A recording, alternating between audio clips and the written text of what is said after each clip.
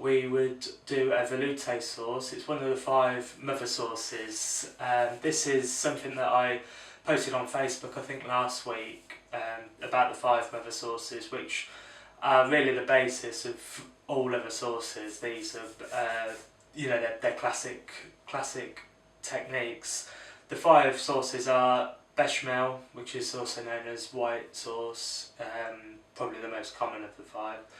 There's Velute, which is what we'll do today. This is very similar to béchamel, but instead of using milk, you use stock. There's tomato. There's Espagnole, which is also known as brown sauce. This from Espagnole is a much deeper, darker sauce. It's often used to make another sauce called demi-glace, which is something that we'll do in the future when I look at the others. And Hollandaise, which it's not a flour thickened sauce, it's a butter thickened sauce. There's a lot of other things. Béarnaise is probably the most popular, or pepper sauce. A lot of steak sauces use it. It's used a lot with fish as well.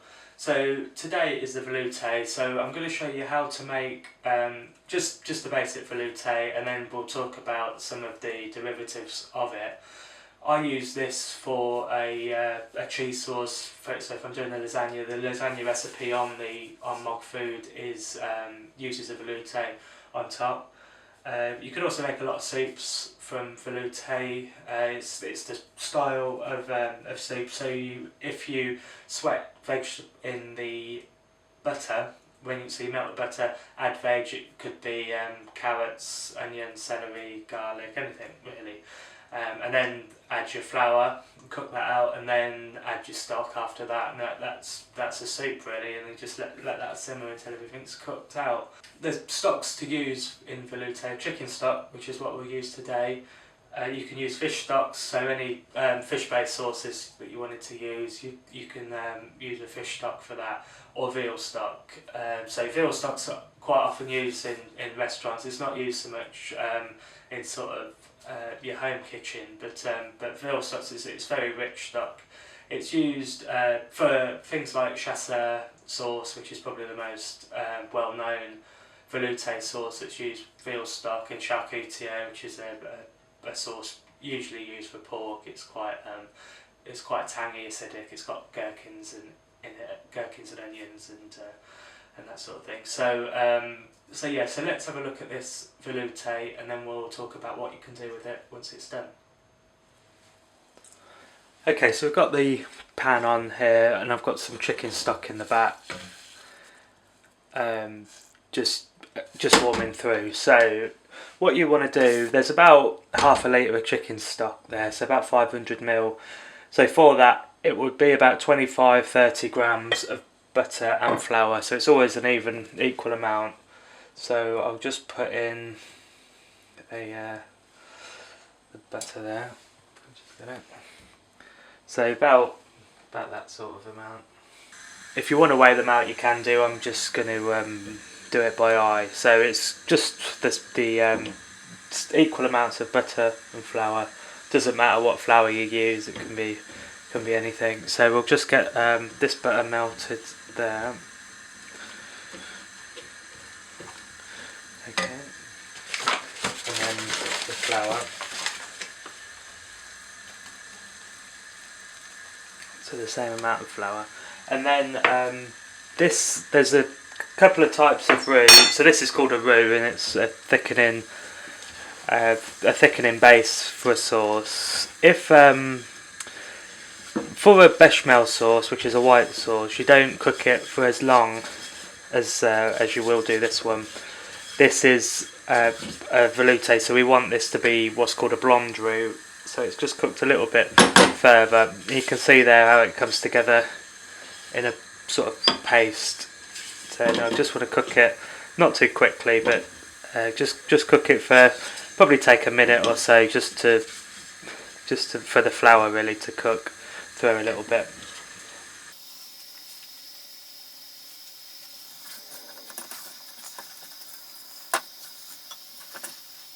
Okay, so that's about there then. So you don't have to stir it all the time, but just every sort of 10 seconds or so, just make sure stir it through just so it doesn't burn.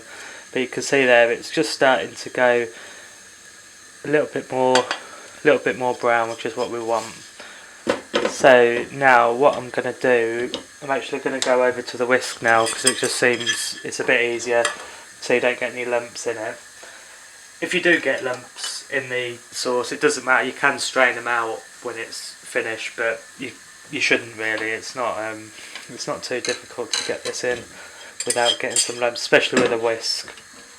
Okay, so what I'm going to do, I'll just turn the heat up a little bit. I'm going to put one ladle in first and just give it a good whisk, and you'll see straight away it sort of lets down that roux and makes a thicker paste. And then as soon as they're incorporated, just the next one. And then you don't really have to do it bit by bit like some other sauces. You can sort of at this stage you can pour it all in. It shouldn't get any lumps now. So, okay, so just giving it a good whisk. Okay, I'm not going to use all that. So you can see now all of the liquid is in there, and what I'm going to do is just bring it up to the boil, which will thicken it. So just if you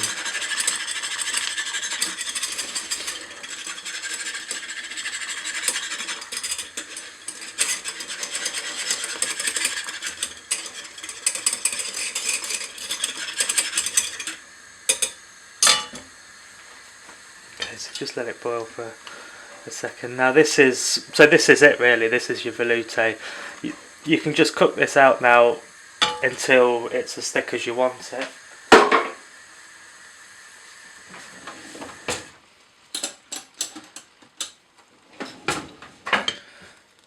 So you can see there it's quite it's sort of a good consistency already.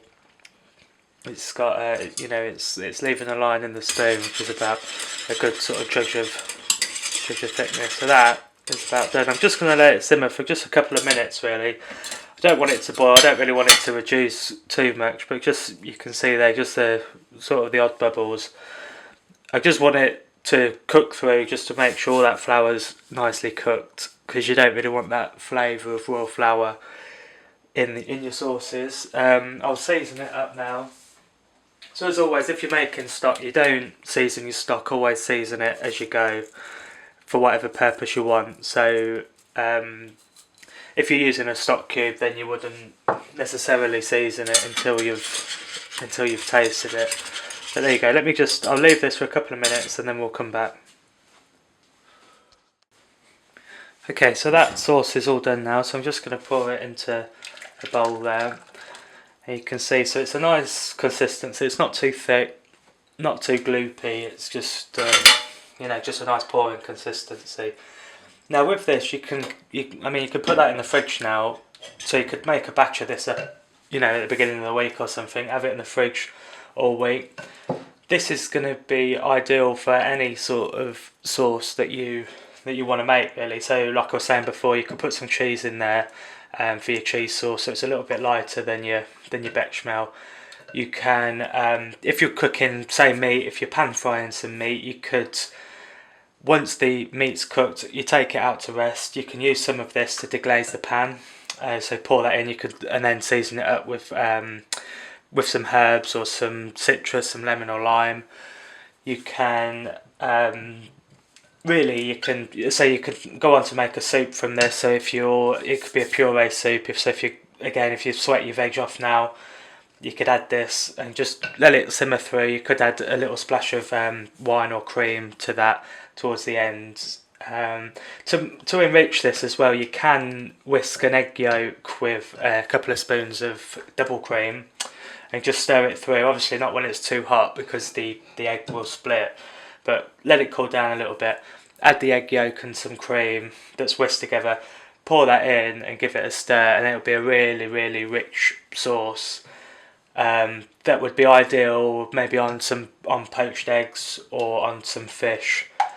But there you go, that's the Velute. I will be doing the other sauces over time, and then I'll come back and revisit them and talk about more what you can do with them. But because I just wanted to keep this fairly simple, this is that I'm going to leave it there for now. But again, just have a look up. You can always leave a comment below. You can contact me if you've got any questions about about what you can do with the different sauces, how they work, what's the sort of reason behind doing it the way we do.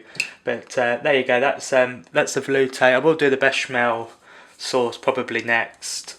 But again, like I said before, it's the more common one, so I think more people will know about making white sauce. But again, I just thought as well with if you do put cheese in this, you can do your cauliflower cheese or macaroni cheese or anything like that. So it's really versatile. It's a lot. I much prefer this to bechamel sauce when I'm doing like a cheese sauce thing. But there you go.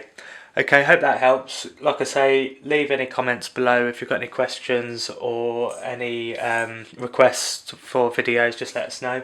Thanks very much.